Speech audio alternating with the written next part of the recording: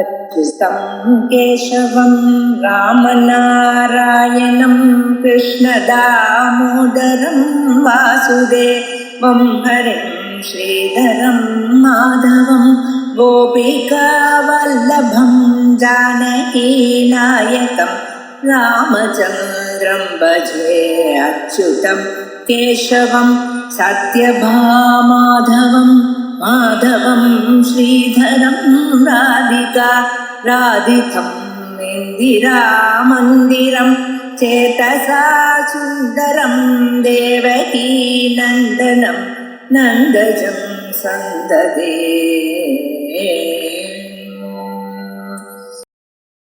मङ्गलश्लोकः। वागीशाद्या सुमनसः सर्वार्थानामुपक्रमे यं नत्वा कृतकृत्या स्युः तं नमामि गजाननं। गुरुर्ब्रह्मा गुरुर्विष्णुः गुरुर्देवो महेश्वरः गुरुः साक्षात् परं ब्रह्म तस्मै श्रीगुरवे नमः।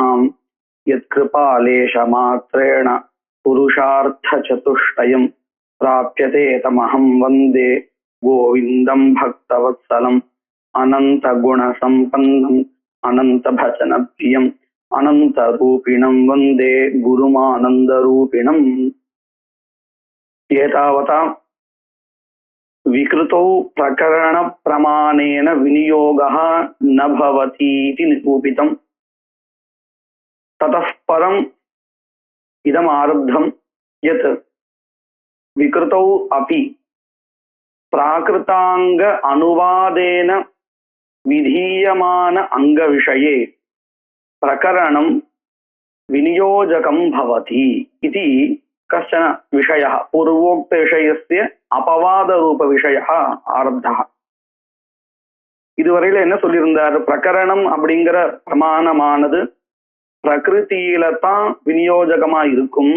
ஏன்னா பிரகிருதியில இருக்கக்கூடிய அங்கத்துக்கும் பிரதானத்துக்கும் ரெண்டுத்துக்கும் ஆகாங்ஷா இருக்குங்கிறதுனால உபயாகாங்ஷா ரூபமாக இருக்கக்கூடிய பிரகரண பிரமாணம் பிரகிருதியில மட்டும்தான் விநியோகம் செய்யும் அப்படின்னு பார்த்தோம்.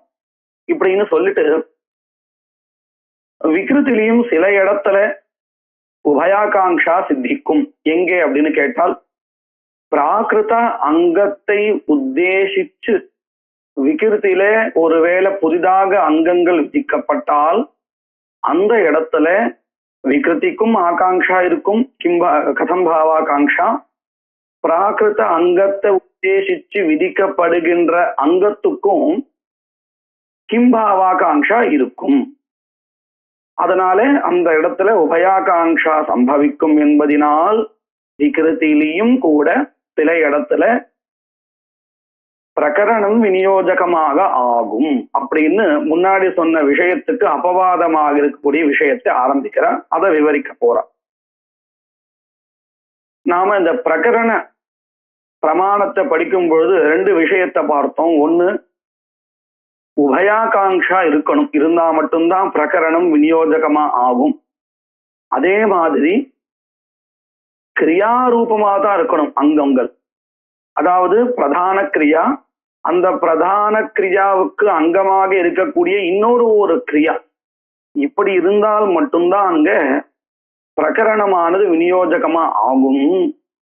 பிரதானத்தை உத்தேசிச்சு விதிக்கப்படுகின்ற திரவியமோ குணஹாவோ அல்லது தேவதையோ இந்த மாதிரி அங்கங்களுக்கு பிரகரண பிரமாணத்தினால விநியோகம் கிடையாது. ஏன் அப்படின்னு கேட்டால், இவைகள் எல்லாமே சித்த பதார்த்தங்கள், கிரியாரூபமான பதார்த்தங்கள் இல்லை அப்படிங்கிற ஒரு விஷயத்தையும் நாம பார்த்திருந்தோம். இது ஞாபகம் இருக்கு இல்லையா? பிரகரண பிரமாணம் சித்த பதார்த்தங்களுக்கு விநியோகத்தை சொல்லாது,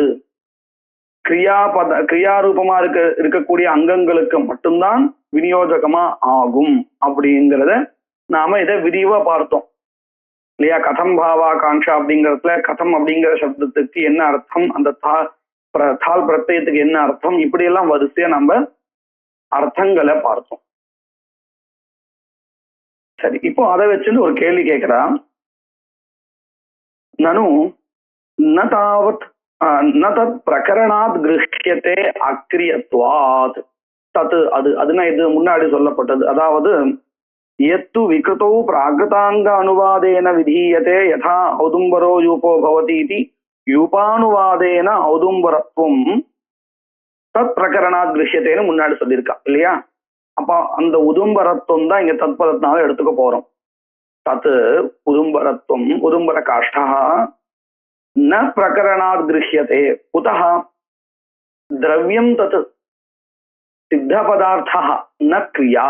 அதைத்தான் மனதை வச்சுன்னு சொல்றார். அக்ரியாத்வாத் பிரகரண பிரமாணமானது சித்த பதார்த்தங்களுக்குண்டான விநியோகத்தை சொல்லாதுன்னு தானே சொல்லியிருக்கேன். இந்த இடத்துல உதும்பர காஷ்டாங்கிறது திரவியம். அப்ப எப்படி அக்ரியாத்மகமான அந்த திரவியத்தை இந்த பிரகரண பிரமாணம் விநியோகம் பண்ணும் அப்படின்னு கேள்வி. முன்னாடி சொன்ன விஷயத்தை மறுபடியும் நினைவுபடுத்துறார். கிரியாயாக ஏவ பிரகரண கிராஹ்யத்வாத் एवमेव किल पूर्वमुक्तं क्रियायाः एव विनियोजकं भवति प्रकरणम् इत्युक्तम् इति चेत् वரையில் கேள்வி. சத்தியம் சத்தியம் அப்படிங்கிறது அங்கீகாரம். எந்த விஷயத்துல அங்கீகாரத்தை சொல்றா? இந்த கிரியாவான பிரகரணமானது கிரியாவுக்குத்தான் விநியோஜகமாகும் அப்படின்னு சொன்னோமே, அது சத்தியம், அதை ஒத்துக்கிறேன். ததாபி அவ்வாறு இருந்த போதிலும் ததாபி து தாவத் விதீயமானஸ்ய ஔதும்பரத்வஸ்ய அஸ்தேவ ஆகாங்ஷா கிம் பாவயேதிதி. இந்த ஔதும்பரத்துவத்துக்கு ஆகாங்ஷா இருக்கு. என்ன ஆகாங்ஷா இருக்கு? கிம் பாவயேத். எப்படி ஆகாங்ஷா இருக்குங்கிறத நாம போன கிளாஸ்லயே பார்த்தோம் இல்லையா? உபயாகாங்ஷா எப்படி விகிருதிக்கு இருக்கக்கூடிய ஆகாங்ஷா, கதம் பாவாகாங்ஷா. அந்த ஆகாங்ஷா இருக்கும் பொழுதே இந்த ஔதும்பர காஷ்டத்துக்கும் ஆகாங்ஷா இருக்கு, கிம்பாவாகாங்ஷா இருக்கு அப்படிங்கிறத நம்ம நேற்றுக்கே பார்த்தோம். நச்ச யூபானுவாதேன தஸ்ய விதீயமானத்வாத் யூபஸ்ய ச அதிருஷ்டரூபத்வாத் தேனைவ ஔதும்பரத்வஸ்ய நைராகாங்க்ஷ்யம் ஆஹவனீயேன இவ ஆதானஸ்ய இதி வாச்சியம். இப்ப இன்னொரு கேள்வி கேட்கிறா. இந்த முந்தின வாக்கியத்துல என்ன விஷயம் சொல்லி கொடுத்தா? ததா பித்து அப்படின்னு ஆரம்பிச்சு இந்த ஔதும்பரத்துவத்துக்கு, ஔதும்பர காஷ்டத்துக்கு ஆகாங்ஷா இருக்கு. என்ன ஆகாங்ஷா இருக்கு? கிம்பாவாகாங்ஷா இருக்கு.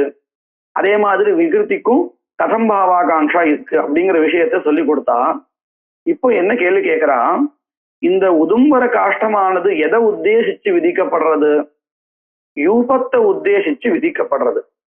அப்போ இந்த உதும்பர காஷ்டமானது யூபத்தோடு சேர்ந்தால், யூபாங்கமா ஆனால் என்ன ஆயிடும்? இந்த உதும்பர காஷ்டத்துக்கு இருக்கக்கூடியதான கிம்பாவாகாங்ஷா பூர்த்தி ஆயிடும் இல்லையா? வெறும் யூபோத்தேசேன விகிதம் அப்படின்னு வச்சுட்டு பேச்சு. அபூர்வ சாதனீபூத யூபோத்தேசேன அப்படின்னு இன்னும் கொண்டு வரல. வெறுமனே யூபோத்தேசேன உதும்பர காஷ்டா விதீயதே அப்படின்னு வச்சுட்டு பேசிருக்கா. இப்ப இந்த அம்சத்தை மட்டும் வச்சுட்டு பார்த்தோம்னா யூபோத்தேசேன உதும்பரத்துவம் விதீயதே. இப்ப இந்த உதும்பர காஷ்டா யூபோத்தேசேன விதீயத்தைன்னு சொன்னா அதற்கு அங்கமாக சேர்ந்த சமயத்திலேயே இந்த உதும்பரத்துவத்துக்கு இருந்ததான கிம்பாவாகாங்ஷா பூர்த்தி ஆயிடுச்சு. அப்போ விகிருதி வரைக்கும் இதனுடைய சம்பந்தத்தை கொண்டு போங்கணுங்கிற அவசியம் இல்லை அப்படின்னு கேள்வி கேட்கிற. இந்த கேள்வி புரிஞ்சிருக்கா? விகிருதிக்கும் ஔதும்பர காஷ்டத்துக்கும் சம்பந்தம் வரணுமா இருந்தா எப்போ? இந்த உதும்பரம் நேரா விகிருதி வரையில் கொண்டு போனாதானே, அது வரையில் கொண்டு போக வேண்டாம். யூபோத்தேசன விதியத்தைன்னு சொன்னா யூபத்துக்கும் இதுக்கும் அங்காங்கி பாவம் சொன்னாலே போதும். யூபத்துக்கு இருக்கக்கூடியதான கிம்பாவாகாங்ஷா உபசமனம் ஆயிடும். எதை போல? அதுக்கு ஒரு திருஷ்டாந்தம் காமிக்கிற. இந்த அக்னி ஆதானம் அப்படின்னு நம்ம சொல்றோம் இல்லையா? நம்ம ரொம்ப பிரயோகம் பண்ணுவோம். இவரை இன்னைக்கு அக்னி ஆதானம் பண்ணிக்கிறார் அப்படின்னு சொல்லுவோம் இல்லையா? இந்த ஆதானம் அப்படிங்கிறது எதை உத்தேசிச்சு விதிக்கிறா அப்படின்னு கேட்டால் ஆகவனீய அக்னியை உத்தேசிச்சு இல்லையா? அக்னி சித்திக்கணும். அதுக்காக தானே இந்த ஆகவனீய அக்னியில தவிர்த்து மொத்த அக்னிகளும் சித்திக்கிறது. ஆதானத்தினுடைய பிரயோஜனம் என்னது அப்படின்னு கேட்டால் அக்னி சித்தி. இந்த அக்னி சித்தி அப்படிங்கிறது திருஷ்டமான அக்னியா இல்ல அதிருஷ்டமான அக்னியா அப்படின்னு என்ன அர்த்தம்?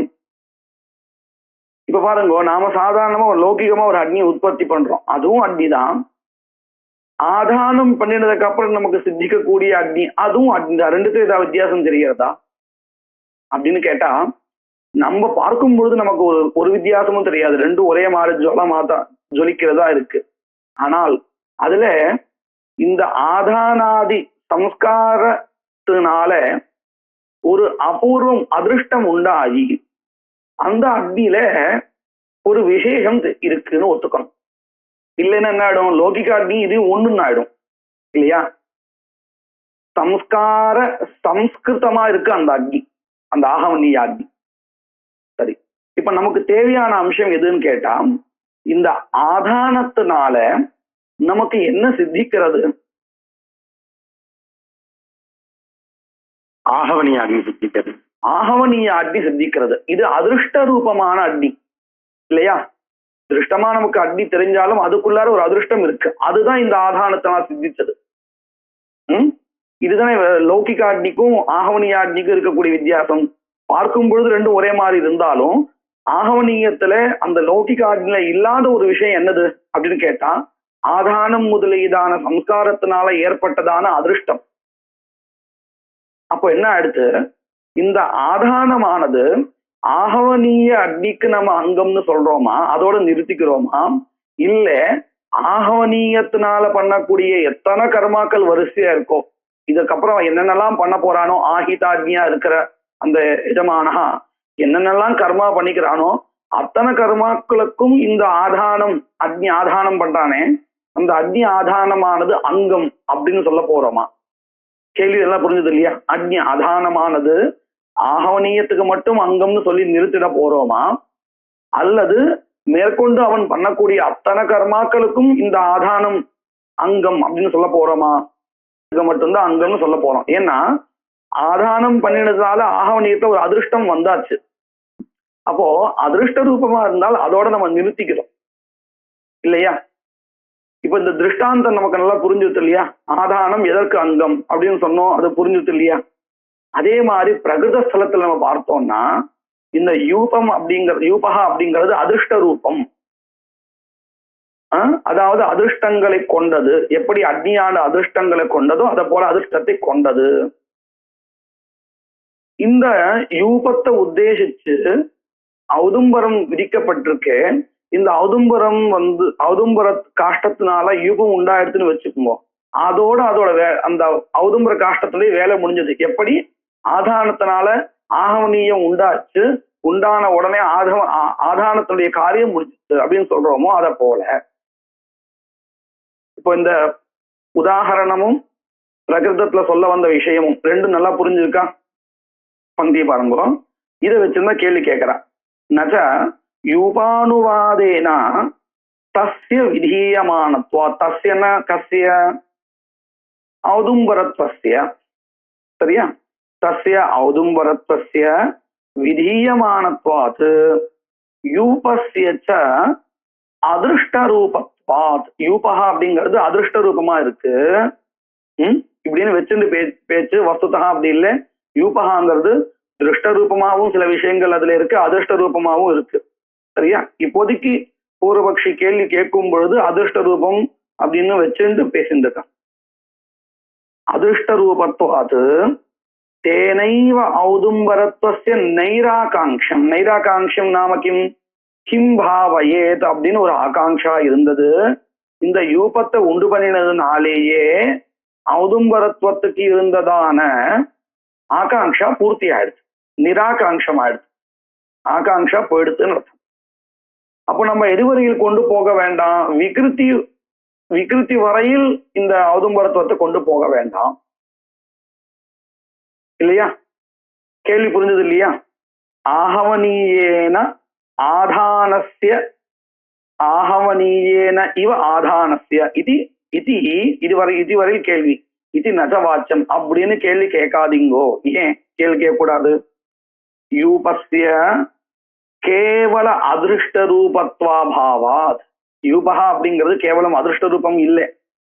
தஸ்யஹி, ஏன் அந்த மாதிரி அது யூபகா அப்படிங்கிறது அதிருஷ்ட ரூபம் மாத்திரம் கொண்டதாக இல்லை அப்படின்னு கேட்டா, அது சொல்லும் பொழுது திருஷ்டாதிருஷ்ட கணஹா யூபகான்னு சொல்றா. அதுல யூபச்சேதனம் பண்றா இல்லையா, இந்த காஷ்டத்தை வெட்டிதானே கொண்டு வரா இந்த யூபச்சேதனம். அதுக்கப்புறம் அதுல அஷ்டாஸ்ரீகரணம்னு பண்ணுவா. பார்த்திருக்கேன் இல்லையா நீங்க? அந்த டைமண்ட் ஷேப் மாதிரி, இப்படி டைமண்ட் ஷேப்ல அந்த ஷார்ப்பா இல்ல, 8 பக்கமும் அத கொஞ்சம் வெட்டி விடுவோம். ஏன் அப்படின்னு கேட்டா, அதுல இந்த ரசனா கட்டும் பொழுது கிரிப்பா நிற்கும் அப்படியே. புரியுது இல்லையா? இதெல்லாம் திருஷ்ட பிரயோஜனம். அதே மாதிரி அதனுடைய ஒரு பீஸ் ஸ்வருகுன்னு சொல்லுவோம், அதை கொண்டு அந்த ஓட்டையில கீழே வைப்பா. எதுக்கு தெரியுமோ அதெல்லாம்? இதை பார்த்துக்கலாம் நீங்க. அத முதல் அந்த பண்ணும் பொழுது வரக்கூடிய அந்த பீஸ் இருக்கு இல்லையா, அந்த பீஸை கொண்டு ஒரு குழி தோண்டி அதுல வைக்கிறா இல்லையா, வைக்கும் பொழுது கீழே அந்த சின்ன பீஸை ஏன் தெரியுமோ? அது ஒருவேளை இந்த பூமியினுடைய ஈரப்பதத்தினால அந்த ஃபங்கஸ் எல்லாம் ஃபார்ம் ஆகும் இல்லையா, நம்ம என்ன சொல்லுவோம், பூச்சி அரிக்கிறதுன்னு சொல்லுவோம். அப்படி அரிக்கிறதா இருந்தால் எடுத்த உடனே அந்த யூப்பத்துக்கு சேராது. ஏன்னா கீழே அதுக்கு ஒரு சின்ன ஒரு மரக்கட்டை துண்டு வைக்கிறா இல்லையா, அதுல போய் அந்த ஈரப்பதங்கள்லாம் போய் சேர்ந்துடும். நேரடியா ஈரப்பதமானது யூப்பத்துக்கு வராது. ஸ்வருகுன்னு சொல்லுவா. அந்த முதல் வெட்டும் பொழுது துண்டார பீஸ் இருக்கே, அந்த பீஸுக்கு ஸ்வருகுன்னு பேர். அதே மாதிரி அதுல இருந்து ஒரு சின்னதா வரும் இல்லையா இன்னொரு பீஸ், அந்த பீஸ் வச்சுதான் அஞ்சனம் பண்ணுவா. அஞ்சனம் சொன்னா மொத்தமா அந்த லேபனம் பண்றது, ஆஜ்யம் லேபனம் பண்றா இல்லையா, அந்த பீஸ் வச்சுதான் பண்ணுவா. இது மாதிரிலாம் இருக்கு, பிரயோகங்கள்லாம் இருக்கு. ஸோ இதெல்லாம் என்னது, இதெல்லாம் திருஷ்ட ரூபமான கிரியைகள், அதிர்ஷ்டமானது இல்லை இல்லையா? இப்போ இப்படி யூபத்துல திருஷ்ட பிரயோஜனமான சில விஷயங்களும் இருக்கு, அதிர்ஷ்ட விதமா இருக்கு. அதிர்ஷ்ட விதம் இந்த புரோக்ஷணங்கள், அதே மாதிரி அந்த சொருங்கிற இந்த யூபத்தை வைக்கக்கூடிய இடத்துல ஒரு ஆஜத்தினால சுவாகாரங்கள் உண்டு. அங்கேயும் ஆஜத்தை விடணும்னு இருக்கு. இந்த மாதிரியா இருக்கக்கூடியதான அதிர்ஷ்ட விஷயங்களும் அதுல உண்டு. புரோக்ஷனாதிகள், அஞ்சனம் சொல்றமே, அந்த அஞ்சனமே அதிர்ஷ்ட ரூபம் தான். சரியா? அப்போ இந்த யூபகா எப்படி இருக்குன்னு கேட்டா, திருஷ்டமான சில அங்கங்களையும் அதிருஷ்டமான சில அங்கங்களையும் கொண்டதாக இருக்கு. அதைத்தான் எப்படி சொல்லுவா, திருஷ்டாதிருஷ்ட கணஹா அப்படின்னு சொல்லிடுவா. பாருங்க, யூபஸ்ய, அதுதான் மனசை வச்சுன்னு சொல்றார், யூபஸ்ய கேவல அதிருஷ்ட ரூபத்துவ அபாவாத் திருஷ்ட ரூபத்துவம் அஸ்தி தஸ்யஹி. சரி, இது எப்படி நீங்க முடிவு பண்றீங்க அப்படின்னு கேட்டா, தஸ்யஹி, தஸ்யஹி இத்துக்தே யூபஸ்யஹி தத்ரூபத்வே கேவல அதிருஷ்ட ரூபத்வே காதிரத்வாதிகம் கேவல அதிருஷ்டார்த்தம் சியாத். ஒரு விஷயத்தை இதை காமிச்சு கொடுக்குறா, இது வெறும் அதிருஷ்ட ரூபம் இல்லை அப்படிங்கிறத காமிக்கிறதுக்கு ஒரு விஷயத்தை சொல்லி கொடுக்குறா. இது நமக்கு தெரிய வேண்டிய விஷயம். பிரகிருதியில இந்த யூபத்துக்கு உண்டான காஷ்டம் எது? காதிர காஷ்டம். ஒருவேளை இந்த யூபமானது அதிருஷ்ட ரூபம் மட்டுமாக இருந்தால் இதுக்கு பிரதிநிதியே கிடைக்காது. எப்பொழுதுமே ஒண்ணு நல்லா ஞாபகம் வச்சுக்கணும், வெறும் அதிருஷ்ட ரூபமா இருக்கக்கூடிய ஒண்ணுத்துக்கு பிரதிநிதி கிடையாது. திருஷ்ட ரூபமா இருக்கிறதா இருந்தா மட்டும்தான் பிரதிநிதி உண்டு. பல இடங்கள்ல நம்ம இது பார்க்கலாம். இப்போ சோமஹா லதா இருக்கே, அது கிடைக்கலன்னு சொன்னா அதற்கு பிரதிநிதியா பூதீகம் சொல்லப்பட்டிருக்கு. இப்போ இந்த சோமஹா ஒருவேளை அதிருஷ்ட ரூபமா இருந்தால் அதற்கு பிரதிநிதி கிடையவே கிடையாது. ஏன்னா சாமான்யமா யோசிச்சு பார்ப்போம், இந்த சோமத்தினால கிடைக்க வேண்டிய, அதாவது எப்படி வச்சுன்னு பேசிட்டு இருக்கோம், சோமலதாங்கிறது அதிருஷ்டத்தை உண்டு பண்ணக்கூடியது. யாகத்துல அது திருஷ்ட பிரயோஜனமா இல்லை அப்படின்னு வச்சுட்டு பேசுறோம். வாஸ்தவிகத்துல சோமஹா திரவியங்கள் எல்லாமே திருஷ்ட ரூபம் தான். சரியா? வச்சுட்டு பேசுறோம் புரியறதுக்காக. இந்த சோமலதா ஒருவேளை அதிருஷ்ட ரூபமா இருந்தால் யாகத்துல இந்த சோமத்தினால உண்டாகக்கூடிய ஒரு அதிருஷ்டம் இருக்கேன், அது பூதீகத்தினால கிடைக்குமான்னு கேட்டா நமக்கு எப்படி தெரியும்? தெரியவே தெரியாது. சாமானியமா யோசிப்போமே, இந்த ஸ்மார்த்த கர்மாக்கள்லயே ஏதாவது ஒரு கர்மாவில சமித்து, ஒரு குறிப்பிட்ட சமித்து விதிக்கப்பட்டிருக்கு, அரச சமித்து விதிக்கப்பட்டிருக்குன்னு வச்சுப்போமே. அது கிடைக்கல, ஒருத்தன் என்ன பண்றான், புரச சமித்தை எடுத்து வச்சு பண்றான். இப்படி பண்ண முடியுமான்னு கேட்டா அதுக்கு வாக்கியம் வேணும், இல்லைன்னா பண்ண முடியாது அப்படின்னு சொல்லிடுவோம். ஏன் அப்படி சொல்றோம் அப்படின்னு கேட்டா, இந்த அரச சமித்தினால பண்ணினால் எந்த ஒரு அதிர்ஷ்டம் உண்டாகுமோ அந்த அதிர்ஷ்டமானது புரச சமித்தினால பண்ணினால் கிடைக்குமான்னு கேட்டா தெரியாது. நம்மளால அது கண்ணுக்கு தெரிய பரார்த்தம் கிடையாது, அதனால நமக்கு தெரியாது, சொல்ல முடியாது, கிடைக்குமான்னு சொல்ல முடியாது. இப்ப புரியுது உங்களுக்கு? இந்த விஷயம் புரிஞ்சிருக்கா? திருஷ்ட பிரயோஜனமான ஒண்ணு இருந்தால் அதுக்கு பிரதிநிதி கண்டிப்பா உண்டு, சொல்ல முடியும். சோமலதாவானது யாகத்துல திருஷ்ட விதையாதான், திரவியங்கள் எல்லாமே யாகத்துல திருஷ்ட விதையாதான் உபயோகப்படுறது. யாகத்துல பலத்தை உத்தேசிச்சு விதிக்கப்பட்டிருந்தா அது வேற விஷயம். ஆனால் யாகத்துல திரவியங்கள் திருஷ்ட விதமாதான் உபகாரம் பண்றது. அதனாலதான் திரவியங்களுக்கு பிரதிநிதி உண்டு. எதெல்லாம் அதிருஷ்டத்தை உண்டு பண்றதாக இருக்கோ அதெல்லாம், அதுக்கெல்லாம் பிரதிநிதி கிடையாது. பிரயாதத்துக்கு பதிலா நான் அணுயாதத்தையும் 4 ஆவர்த்தி எக்ஸ்ட்ரா பண்றேன்னு பண்ண முடியாது. ஏன்னு கேட்டா, பிரயாதத்தினால தரிசபூர்ண மாசத்துக்கு எந்த விதமான ஒரு உபகாரம் கிடைக்குமோ அதே விதமான உபகாரமானது அணுயாதத்தினால கிடைக்கும்னு சொல்ல முடியாது. அதனால அதிருஷ்ட ரூபமாக அதிருஷ்டத்தை உண்டு பண்ணக்கூடியதான அங்கங்களுக்கு பிரதிநிதி கிடையவே கிடையாது அப்படின்னு சொல்லி கொடுத்துருக்கான். சரி, இதை இப்ப எதுக்காக சொல்றா அப்படின்னு கேட்டா, இந்த யூபகா அப்படிங்கிறது அதிருஷ்ட ரூபம் மாத்திரம் இல்லை, திருஷ்ட ரூபமும் தான் அப்படின்னு சொன்னா அத நல்லா புரியும்படி சொல்றதுக்காக ஒரு பிரகிருத்தில ஒரு விஷயத்தை சொல்றான். பிரகிருத்தில யூபத்துக்கு உண்டான காஷ்டம் காதிரகா. இந்த காதிரம் கிடைக்கலேன்னு சொன்னால் அதுக்கு பதிலாக பிரதிநிதியாக கதர காஷ்டா சொல்லப்பட்டிருக்கு. எங்கே? இதெல்லாம் பிரகிருத்தில. சரியா? இதுல இருந்து நமக்கு என்ன தெரிகிறது, இந்த யூபகாவானது கேவல அதிருஷ்டம் இல்லை. ஏன்னா அதிருஷ்டமா இருந்தா நம்ம என்ன சொல்லியிருக்கோம், அதுக்கு பிரதிநிதி கிடைக்காதுன்னு சொல்லியிருக்கோம். யூபகா அதிருஷ்ட ரூபமா மாத்திரம் இருந்தால் இந்த காதிரத்தினால கிடைக்கக்கூடியதான அபூர்வம், காதிரத்தை வச்சுண்டு யூபத்தை பண்ணினால் கிடைக்கக்கூடியதான அபூர்வம் இருக்கே, அந்த அபூர்வமானது கதிர காஷ்டத்தினால பண்ணினால் வருமா அப்படின்னு கேட்டா நமக்கு தெரியாது, சொல்ல முடியாது. ஆனா பிரதிநிதி சொல்லப்பட்டிருக்கு. அதுல இருந்து என்ன தெரியாது, இந்த யூபகாவானது கேவல அதிருஷ்ட ரூபம் இல்லை, திருஷ்ட ரூபமாகவும் இருக்கு.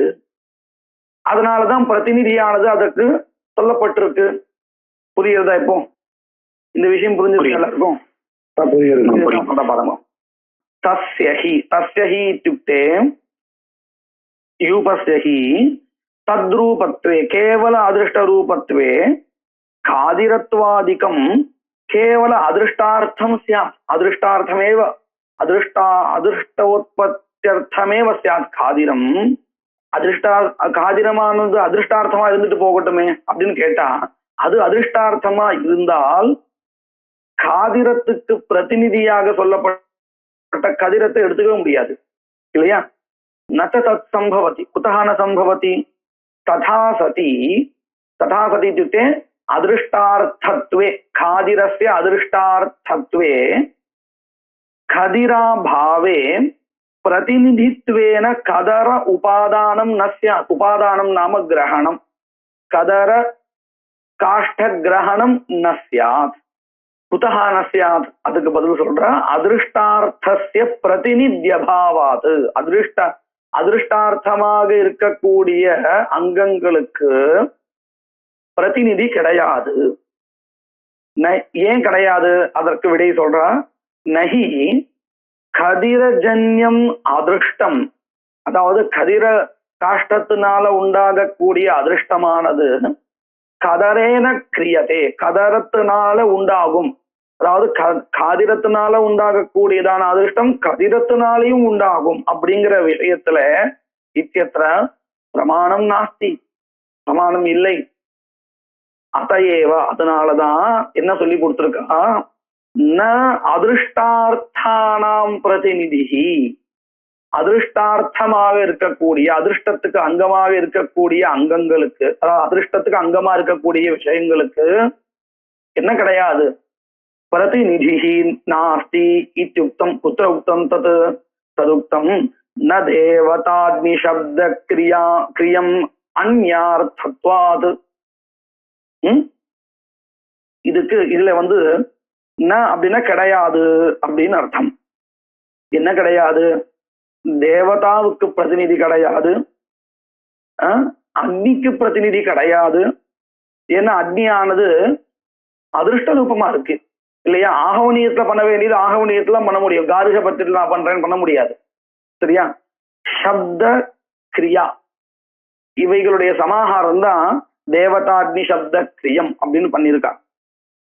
தேவதா அப்படின்னா இது என்ன உதாரணம் சொல்லலாம் பாருங்க. அக்னையே இதன் மமன் இருக்கு இல்லையா. இந்த இடத்துல இதே அக்னி அப்படிங்கிற அர்த்தத்தை கொடுக்கக்கூடியதான வேற சப்தத்தை நான் சொல்றேன்னு சொல்ல முடியாது. ஏன்னா எந்த சப்தத்தினால நிர்தேசம் பண்ணப்பட்டிருக்கோ அதே சப்தத்தினாலதான் சொல்லணும் அப்படின்னு நியமம். சரியா.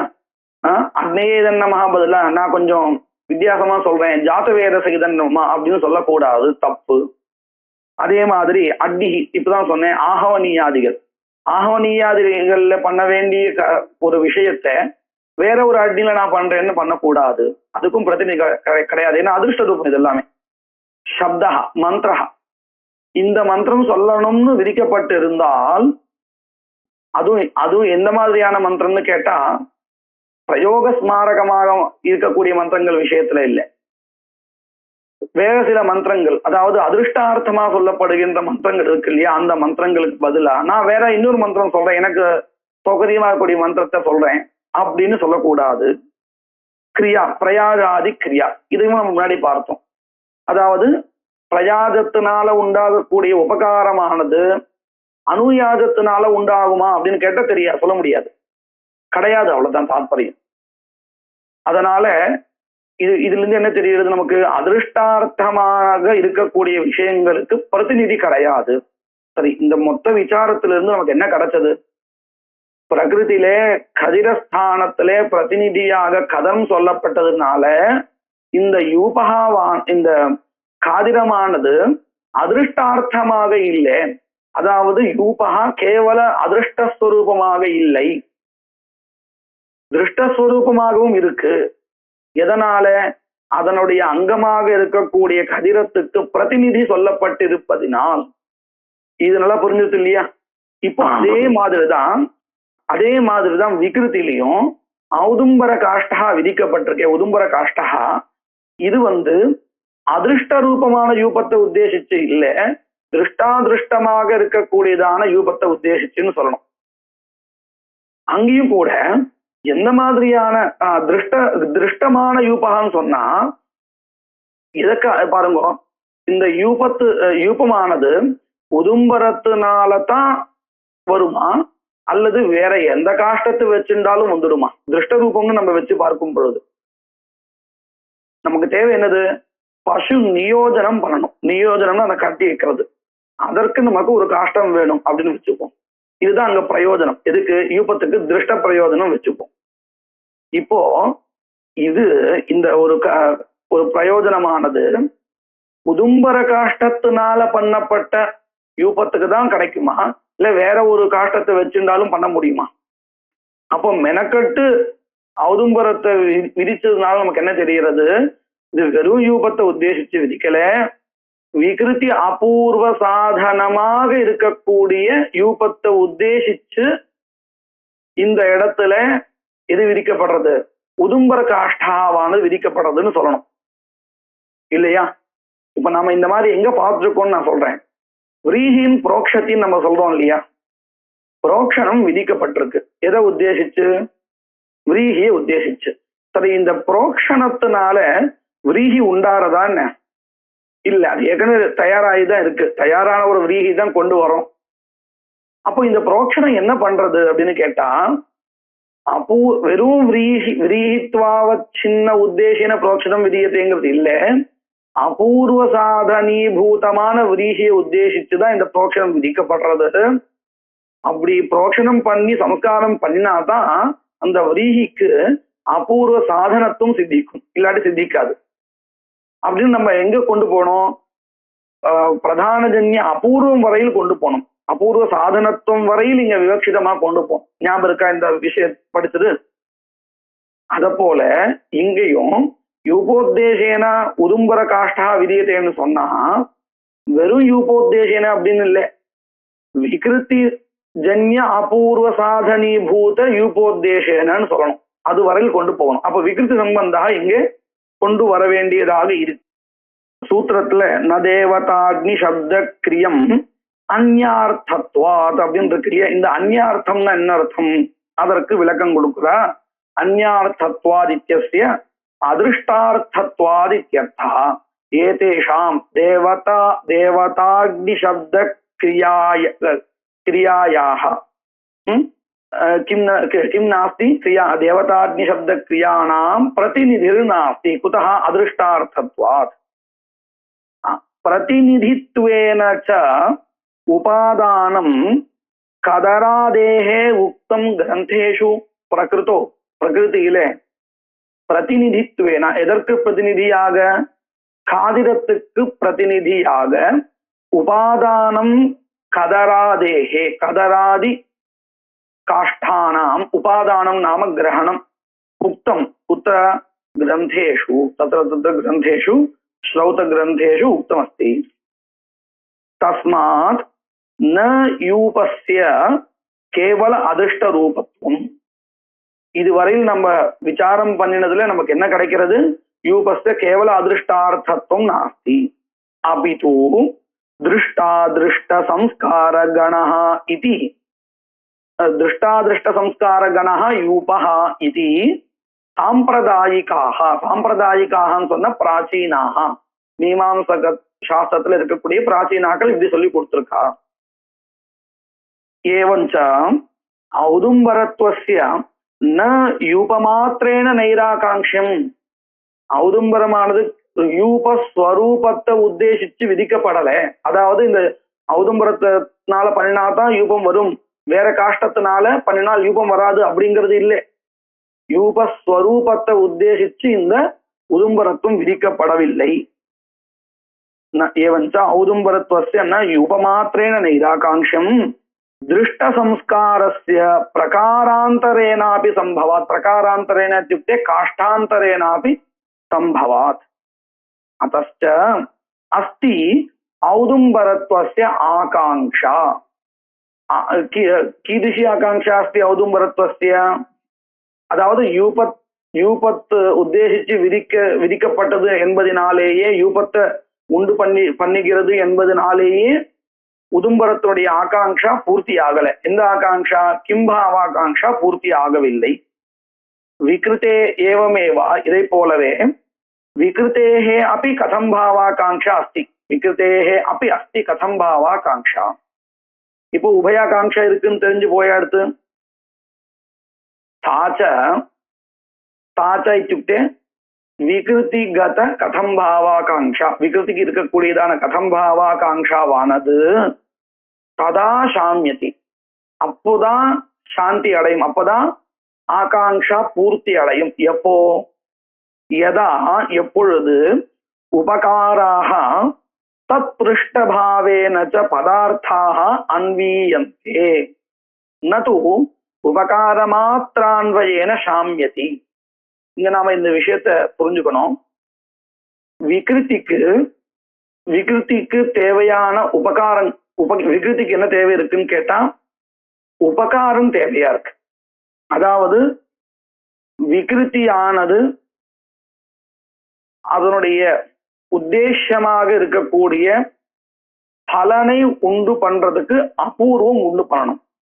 அந்த அபூர்வம் உண்டு பண்றதுக்கு அந்த விகிருதிக்கு அங்கங்கள் தேவையா இருக்கு. அங்கங்கள் தேவையா இருக்குங்கிறத விட அங்கங்களால உண்டாகக்கூடியதான உபகாரம் தேவையா இருக்கு, அதனுடைய உதவி தேவையா இருக்கு. நாம இந்த லௌகிக உதாரணமா பார்க்கலாம். இப்போ வீட்டுல ஏதோ சின்ன காரியம் இருக்கு, புஸ்தகங்கள் அடுக்கி வைக்கணும்னு வச்சுப்போமே. இப்போ எனக்கு உபகாரம் தேவையா இருக்கா, அந்த உபகாரம் பண்றதுக்கு உண்டான ஆள் தேவையா இருக்கா அப்படின்னு கேட்டா, முதல்ல எனக்கு உபகாரம் தான் தேவையா இருக்கு. அந்த உபகாரமானது, உபகாரங்கிறது நமக்கு உதவின்னு வச்சுப்போமே லௌகிகத்துல, எனக்கு உபகாரம் தான் தேவையா இருக்கு. ஆனா அந்த உபகாரமானது அந்த ஒரு ஆள் இல்லைன்னா கிடைக்காது. அதனால தான் நாம என்ன பண்றோம், அந்த ஆளை நம்ம கூப்பிடுறோம். இது நம்ம லோகத்துல அனுபவிக்கிறோம் இல்லையா? இதை நம்ம இன்னொரு இடத்துல ஆள் உடைய தேவை இல்லைங்கிறது எப்படி பார்க்கலாம் தெரியுமா?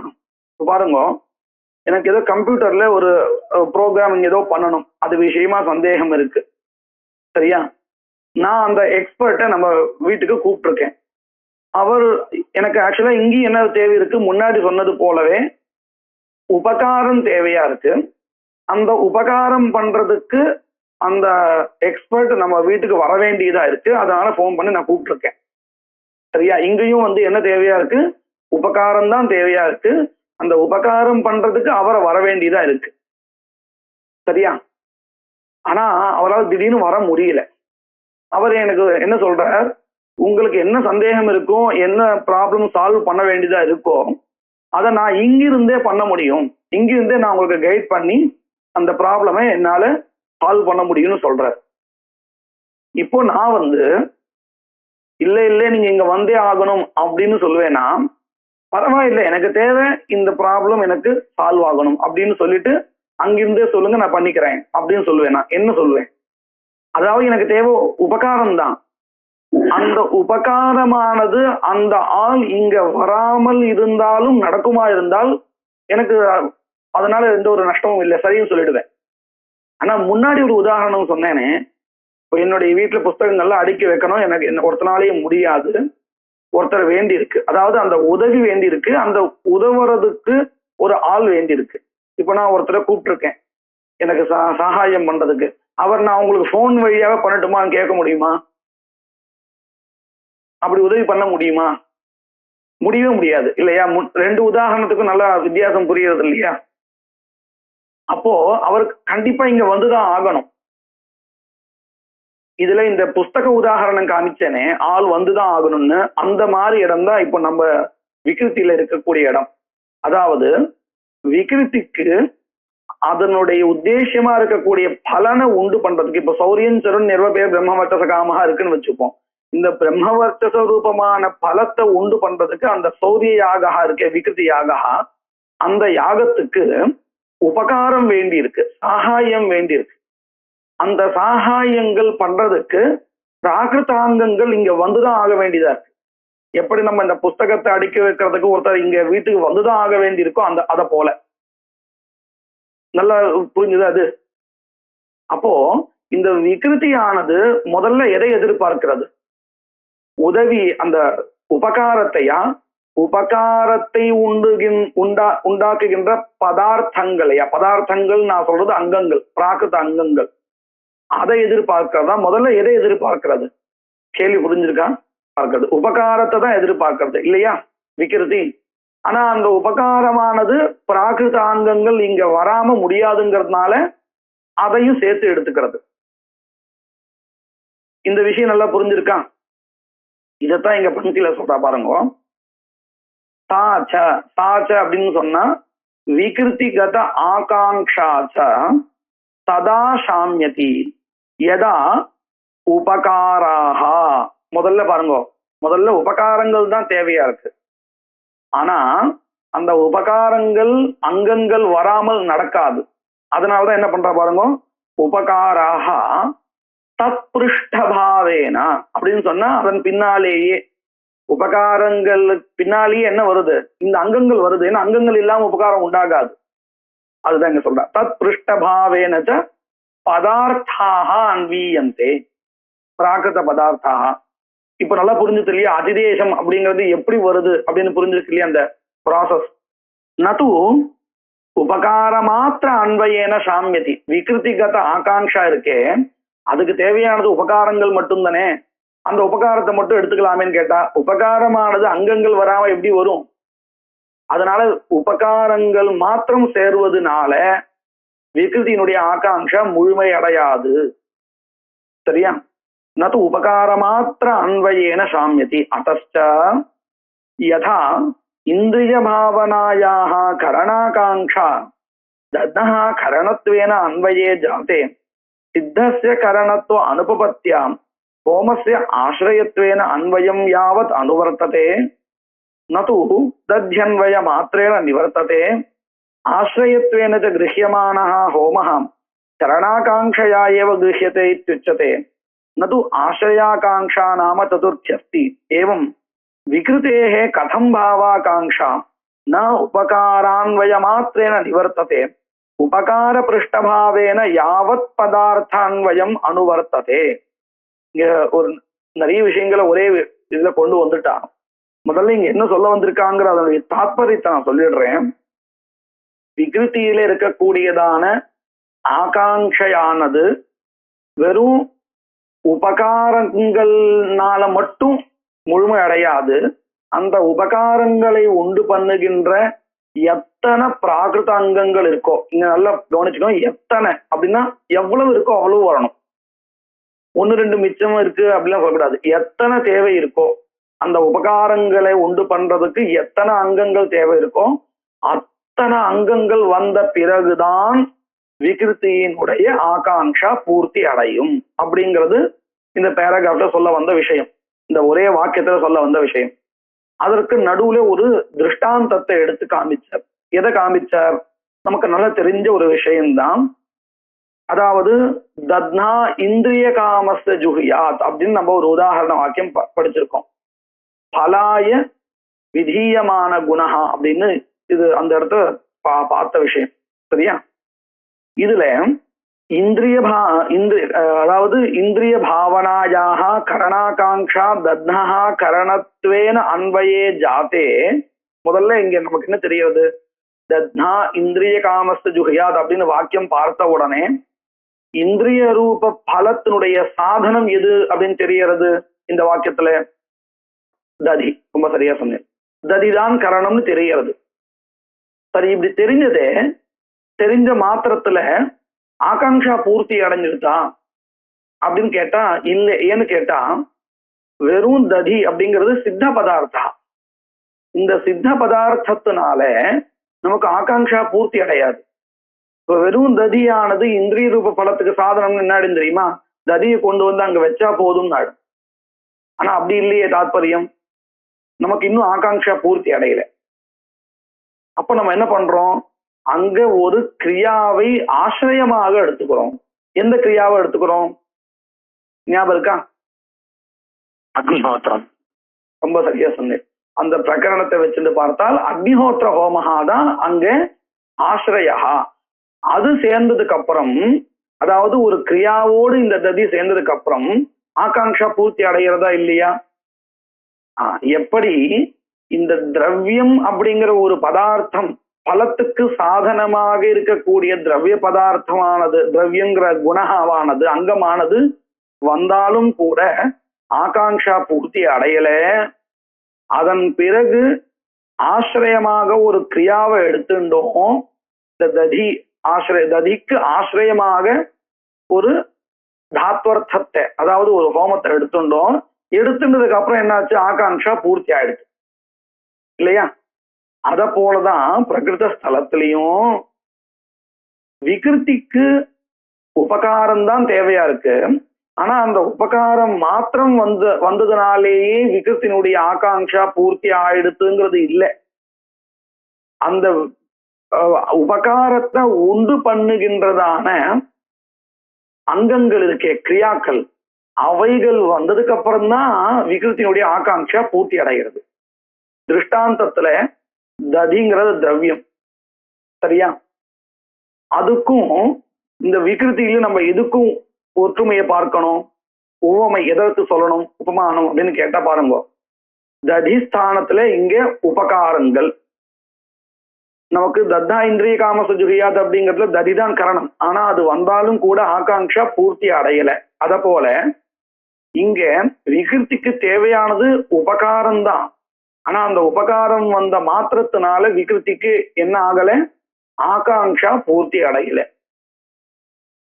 உதாரணத்துல நமக்கு எப்போ அந்த ஆகாங்ஷா பூர்த்தி அடைஞ்சது, ஆசிரியமாக ஒரு கிரியா கிடைச்சதுக்கு அப்புறம், அக்னிஹோத்திர ஹோமஹாங்கிற கிரியாவை எடுத்துட்டதுக்கு அப்புறம் அங்க ஆகாங்ஷா பூர்த்தி அடைஞ்சது. அத போல இங்கேயும் உபகாரத்தை உண்டு பண்ணுகின்றதான கிரியா, அதாவது பிராகிருத அங்கங்கள், பிரயாஜ அனுயாஜாதி அங்கங்கள், இந்த அங்கங்கள் சேர்ந்ததுக்கு அப்புறம் தான் என்னாச்சு, விகிருத்தினுடைய ஆகாங்ஷாவானது பூர்த்தி அடைஞ்சது, சாந்தி ஆச்சு.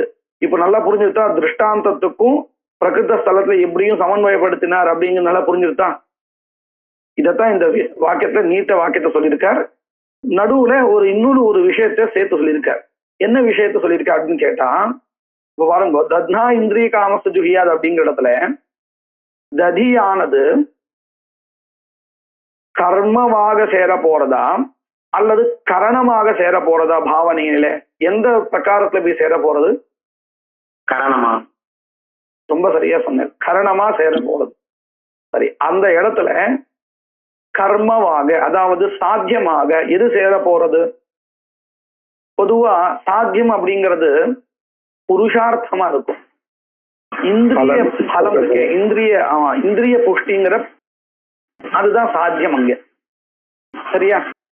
அப்போ இங்க பாருங்க, இதி கர்த்தவியதாவாக எது சேர போறது, அந்த ததி ஹோமத்தை எப்படி பண்ணணுங்கிற அந்த பிரயோகம் இருக்குமே, அதாவது அங்கங்கள் இருக்குமே, அதெல்லாம் இதி கர்த்தவியத்துல போய் சேர போறது. அப்போ ஒரு பாவனைக்கு மொத்தமே 3 ஆகாங்ஷைகள் தான், சாத்தியம், சாதனம், விதி கர்த்தவியதா. அப்படி பார்க்கும் பொழுது சாத்தியமாக இந்த இடத்துல எது சேர்ந்திருக்கு, ததி தானே. தத்தனான அங்க இருக்கு, ஆசிரியம்னு பண்ணணும். அதான் கர்மாவை ஆசிரியச்சு தானே இருக்குது. இந்த கடைசியில் நமக்கு நம்ம கரணம் தான் சொல்ல போறோம். ஆனா நம்ம இப்போது ஒரு அந்த ப்ராசஸ் எப்படிங்கிறத சொல்றதுக்காக நான் கேட்பேன். இந்த இடத்துல பலத்துக்கு சாதனம் எது, சரிதானே? அதுல நம்ம சந்தேகம் இல்லை. அதனாலதான் நம்ம அது பலாய குணவிதின்னு சொல்லிட்டு இருக்கோம், பலாய கர்ம விதின்னு நம்ம சொல்றது இல்லை. அதுதான் கரணம். சரி, 2வது ஆகாங்ஷியம் பூர்த்தி ஆயிடுச்சு. 3வது இதிகர்த்த வேதாகாங்ஷா. இதுல அங்கங்கள் போய் சேர போறது. அந்த யாகத்துல எதுதெல்லாம் அங்கங்களா இருக்கோ அந்த நயனாதிகள் எல்லாத்தையும் சேர போறது. சரி, அப்போ இந்த தாத்வர்த்தா இருக்கே, அக்னிஹோத்திர ஹோமஹா, இதுக்கு எப்படி அன்வயா, கர்மவாகவா கரணமாகவா இதிகர்த்த எப்படி அன்வயா சொல்ல போறேன்? ஏன்னா எல்லாத்தையும் ஒண்ணு சேர்ந்தாச்சு, ஆகாங்ஷா பூர்த்தி ஆயிடுச்சு, எப்படி சேர போறது அப்படின்னு கேட்டா நம்ம என்ன சொல்லுவோம், ஆசிரியத்துவேன அன்வயான்னு சொல்றோம் இல்லையா? இப்படிதான் நம்ம படிச்சோம், ஆசிரியத்துவேன அன்வயான்னு சொல்றோம். ஞாபகம் இருக்கா?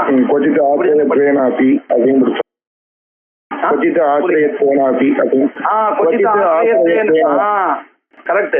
அங்க தாத்வர்த்தஸ்ய நானா பிரகாரேன அன்வயான்னு சொல்லும் பொழுது கர்மத்வேனா கரணத்வேனா கொச்சித்து ஆசிரியத்வேனாபி அப்படின்னு சொன்னாலும் இல்லையா? ரொம்ப சரியான நேரத்தை ஞாபகப்படுத்துறதுனால இன்னும் சோகரையும் போச்சு. கர்மத்வேனா கரணத்வேனா கொச்சித்து ஆசிரியத்வேனா அப்படின்னு சொல்லுமே. அப்போ இந்த கர்மத்துவ பிரகாரா ஏகா, கரணத்துவ பிரகாரா ஏகா, ஆசிரியத்துவ பிரகாரான்னு இன்னொன்னு இருக்கா?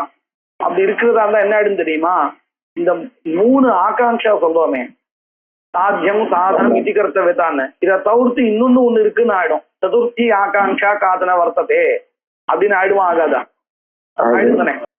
அதுக்குதான் இங்க பதில் சொல்லி கொடுக்குறா. அப்படி எல்லாம் கிடையாது, 4வது ஒரு ஆகாங்ஷா கிடையாது.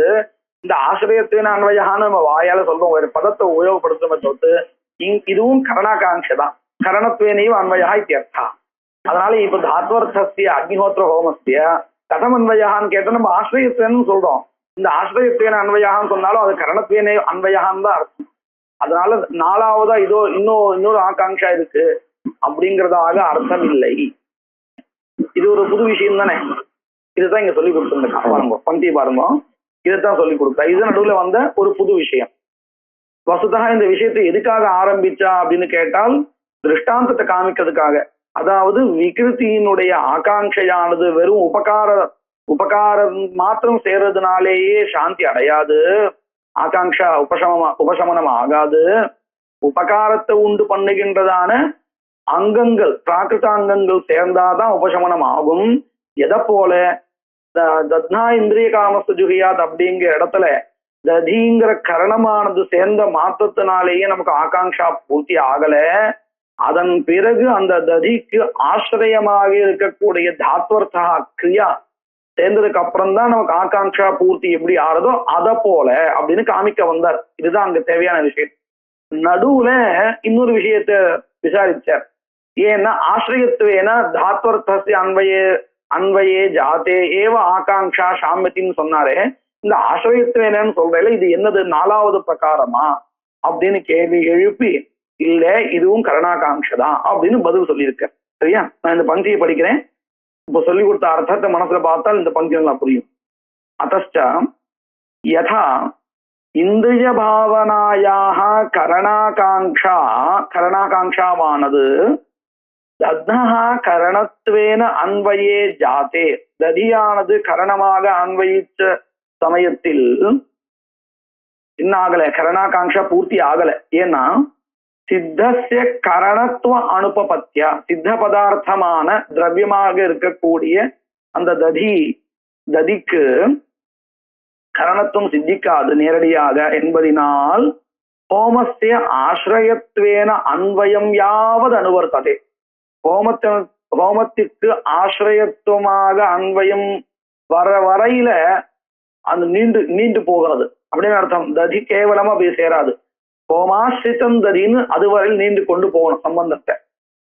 ஹோமாஸ்ரயத்வேன அன்வயம் யாவத் அனுவர்த்ததே. கிம் அனுவர்த்ததே? ஆகாங்ஷா அனுவர்த்ததே. நது தத்யன்வய மாத்திரேன நிவர்த்ததே ஆகாங்ஷா. ஆகாங்ஷையானது ததி சேர்ந்த மாத்திரத்திலேயே பூர்த்தி அடையல. ஹோமஹாவானது ஆசிரியமாக அன்வயிக்கிற வரையில் அந்த ஆகாங்ஷா வந்துட்டே இருந்தது.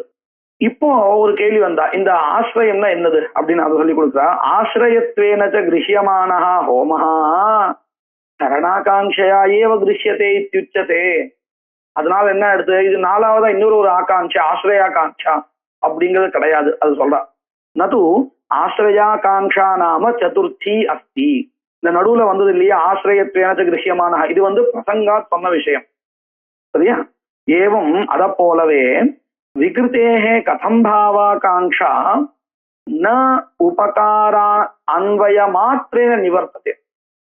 கியத் பர்யந்தம் அனுவர்த்ததே அப்படின்னு கேட்டா, உபகார பிருஷ்டபாவேன யாவத் பதார்த்தான்வயம் அனுவர்த்ததே. யாவத் பதார்த்தம் நடத்தும், எத்தனை அங்கங்கள் பிரகிருத்திலிருந்து வர வேண்டியதா இருக்கோ அத்தனையும் சேர்ந்ததுக்கு அப்புறம் தான் சேர்ற வரையில் அனுவர்த்ததே தொடர்கிறது. இது தொடர்கிறது.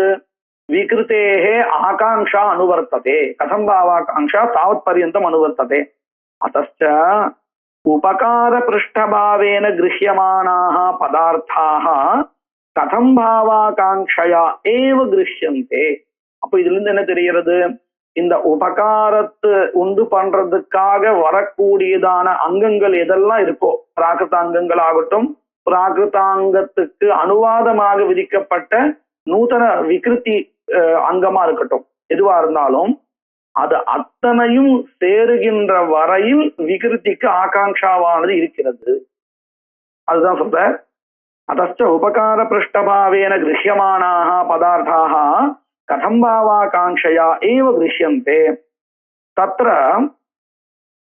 பிராகிருதாः பதார்த்தாः கதம் பாவாகாங்ஷயா கிருஹ்யமானாः அப்படி ந பிரகரண கிராஹ்யாः.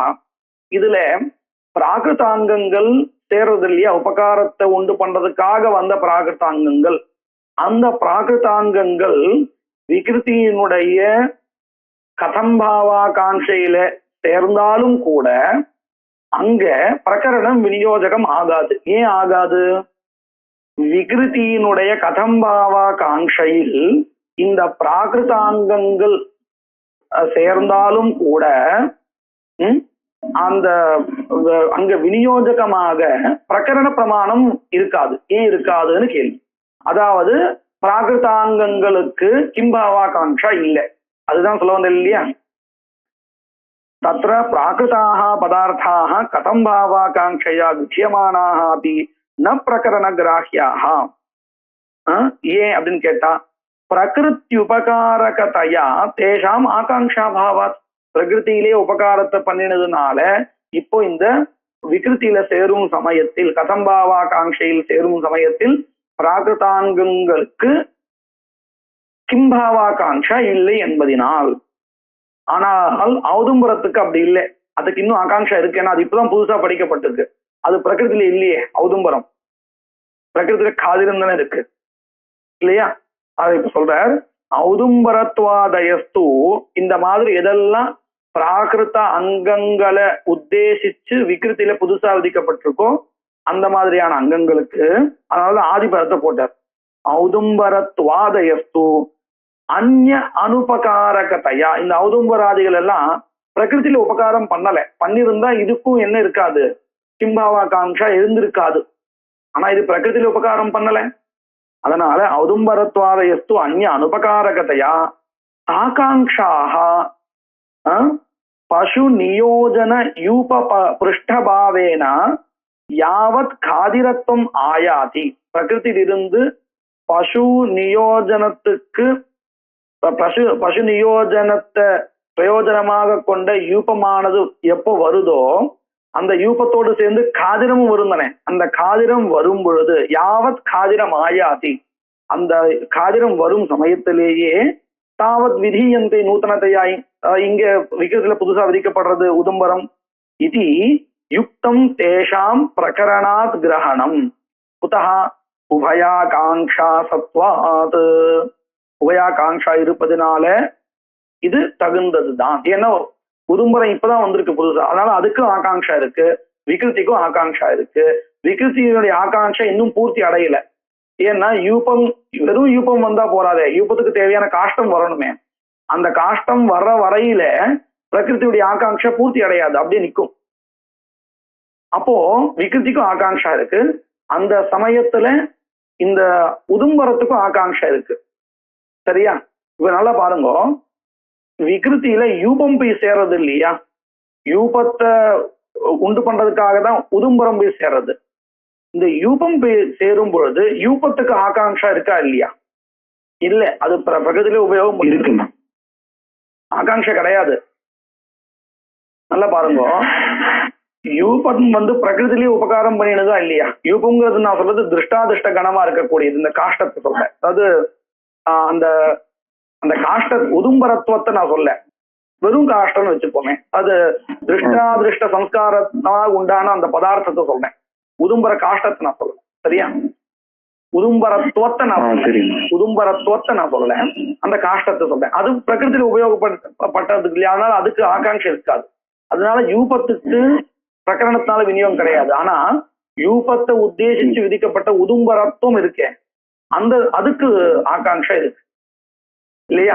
எதிஹி யூபபிருஷ்டபாவேன காதிரத்வம் விஹிதம் ஸ்யாத் ததஹ விகிருதேஹ ஆகாங்ஷா பாவாத் ஔதும்பரத்வம் ந பிரகரண கிராஹ்யம் ஸ்யாத். இப்ப நல்லா பாருங்க, யூபத்தை உத்தேசிச்சு விகிருத்தியில உதும்பரத்துவம் விதிக்கப்படல. உதும்பர காஷ்டம் தனியா வேற எதுக்கோ விதிக்கப்பட்டிருக்கு விகிருத்தி. இப்படின்னு ஒரு கற்பனை பண்ணி பாருங்க. அதாவது விகிருத்திலிருந்து வெறும் யூபகா வரல, யூபத்தோடு சேர்ந்து காதிரமும் சேர்ந்தே வருது. சரியா? இந்த உபஹோமங்கள்னு சில புது கர்மாக்கள் விதிக்கப்பட்டிருக்குன்னு சொன்னோம் இல்லையா விகிருத்தில? அத போல உதும்பர காஷ்டமும் விதிக்கப்பட்டிருக்குன்னு வச்சுக்கோங்க புதுசா. இந்த நிலைமை புரியுறதா? நம்ம கல்பனை பண்ணிக்கக்கூடிய நிலைமை புரியுறதா? புரியுது.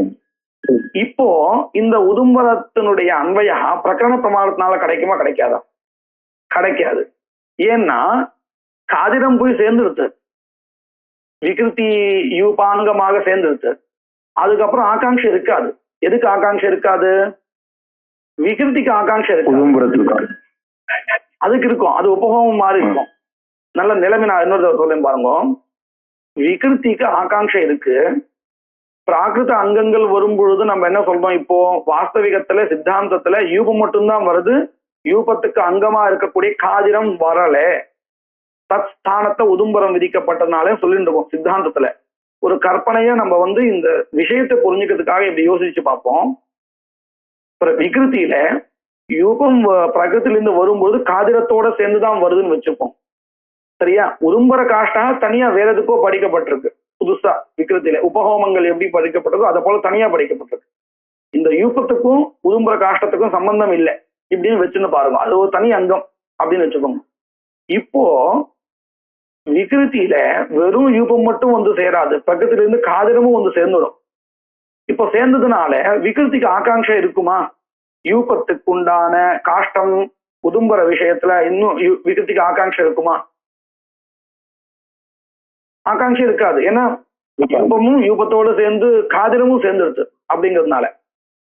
அப்போ அந்த உதும்பரம் என்ன ஆகும் தெரியுமா? உபஹோமங்களை போல தனியா படிக்கப்பட்டிருக்கு, அதுக்கு மட்டும் ஆகாங்ஷா இருக்கும். கிம்பாவை ஏதுன்னு அது சேரும் சமயத்துல விகிருத்திக்கு ஆகாங்ஷா இருக்காது. புரிஞ்சுதா இது எப்படின்னு? இதை நம்ம கற்பனை பண்ணி பார்க்கிறோம் புரிஞ்சுக்கிறதுக்காக. வாஸ்தவத்துல அப்படி இல்லை. அதுதான் சொல்றார். எதிகி ஒருவேளை இப்படி இருந்தால், எப்படி இருந்தால், யூப பிருஷ்டபாவேன காதிரத்துவம் விஹிதம் சியாத், ஒருவேளை இப்படி விதிக்கப்பட்டிருந்தால் விகிருத்தியிலே, ததா விகிருத்தேகே ஆகாங்ஷா பாவாத், விகிருத்தியுடைய ஆகாங்ஷா இருக்காது காதிரம் சேர்ந்ததுனால, ஔதும்பரத்துவம் ந பிரகரண கிராஹ்யம் சியாத், ஏன்னா உதும்பரத்துக்கு ஆகாங்ஷா இருந்தாலும் விகிருத்திக்கு ஆகாங்ஷா இல்லை, அது பூர்த்தியா எடுத்து என்பதனால் நச்சையேதஸ்தி, அப்படி கிடையாது. இங்க காதிரம் வரவே இல்லை. அதாவது காதிரஸ்தானத்துல உதும்பரம் படிக்கப்பட்டதுனால அது அங்கிருந்து இங்க வரல. உதும்பரம் சேரும் பொழுது விகிருத்திக்கும் ஆகாங்ஷா இருக்கு, உதும்பரத்துவத்துக்கும் ஆகாங்ஷா இருக்கு. அதுதான் என்ன சொல்ல, நச்சையேதஸ்தி, இப்படி இல்லை. சோதகஸ்ய காதிரத்துவ அவிஷயத்துவா, அதாவது அதிதேச பிரமாணமானது யூபத்தை மட்டும்தான் விஷயம் ஆக்கிக்கிறது தவிர்த்து, ஏன்னா இங்க உதும்பரம் படிக்கப்பட்டதுனால காதிரத்தை நீ அங்கே இரு, உன்னுடைய ஸ்தானத்துல இன்னும் நாங்க உதும்பராக படிக்கப்பட்டிருக்கு, நான் அதை எடுத்துக்கிறேன்னு இந்த சோதகங்கிறது அதிதேச பிரமாணம் என்ன பண்ணும், இந்த கதிரத்தை கொண்டு வரவே வராது, யூபத்தை மட்டும் கொண்டு வரும். அதனாலதான் இங்க உபயாகாங்ஷா இருக்கு. அதனால என்ன ஆறுது, உதும்பரத்துவஸ்ய விகிருத்தியங்கத்துவம் பிரகரண பிரமாணேன பவதி உபயாகாங்ஷாயா சத்வாத். இன்னைக்கு நம்ம இதோட நிறுத்திப்போம். மங்கள ஸ்லோகம். யத்கிருபாலேஷ மாத்ரேன புருஷார்த்த சதுஷ்டயம் பிராப்யதே தமஹம் வந்தே கோவிந்தம் பக்தவத்சலம் அனந்த குண சம்பன்னம் அனந்த பஜன பிரியம் அனந்த ரூபிணம் வந்தே குரு ஆனந்த ரூபிணம்.